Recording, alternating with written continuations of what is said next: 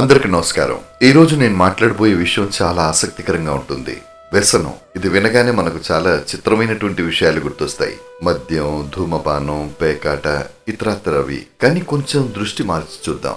ఒక మంచి పని మీద వ్యసనం ఉంటే, చదువు మీద వ్యసనం, క్రీడల మీద వ్యసనం, సంగీతం, శిల్పం, సాహిత్యం, సేవా కార్యక్రమాల మీద వ్యసనం ఉంటే, అలా చూస్తే ఈ వ్యసనం మనిషి జీవితానికి మార్గదర్శకం అవుతుంది. ఒక మంచి అలవాటు, ఒక మంచి అభిరుచి ఒకసారి మనసులో నాటబడితే అది వ్యసనంలా మారుతుంది. పొద్దున్నే లేచిన తర్వాత పుస్తకం చదవటం, ప్రతిరోజు గ్రౌండ్కి వెళ్లి పరిగెత్తే క్రీడాకారుడు, నిత్యం సాధనలో మునిగినటువంటి సంగీతజ్ఞుడు, ఇలా చాలా మందిలో మంచి మంచి వ్యసనాలుంటాయి. అది వాళ్లను ఉన్నత స్థానాలకి తీసుకెళ్తోంది.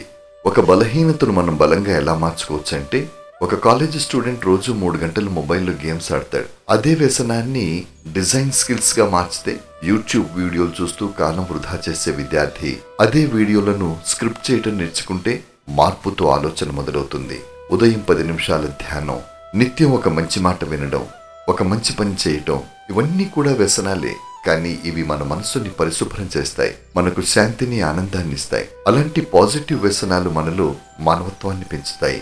జీవితమంతా దుష్ప్రవర్తనతో గడిపితే మన శక్తిని దుష్ప్రవర్తనల మీద ఖర్చు చేసిన వాళ్ళమవుతాం. మన వ్యసనమే మన గమ్యం అవుతుంది. చదవడం, ఆలోచించడం, రచన, శ్రమించటం, ఇలాంటి వ్యసనాలు అలవాటు చేసుకుంటే మనలో సృజనాత్మకత పెరుగుతుంది. వ్యసనం అన్నది తప్పు కాదు. దాన్ని ఎటువైపు మలుచుకుంటున్నామో అదే మన జీవితాన్ని తీర్చిదిద్దుతుంది. చదువు మీద వ్యసనం ఉన్నవాడు విజేత అవుతాడు.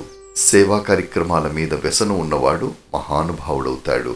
మీరు ఎలాంటి వ్యసనాన్ని పెంచుకుంటున్నారు? మిమ్మల్ని మీరు మార్చుకుంటే సమాజం మారుతుంది. ఈ రోజు ఇదే సందేశంతో ఈ పోడ్కాస్ట్ ముగిస్తున్నాను. వినిపించండి, ఆలోచించండి, జీవితం మీద ప్రేమను పెంచుకోండి. ధన్యవాదాలు. మీ వాయిస్ ఆఫ్ మక్తూమ్.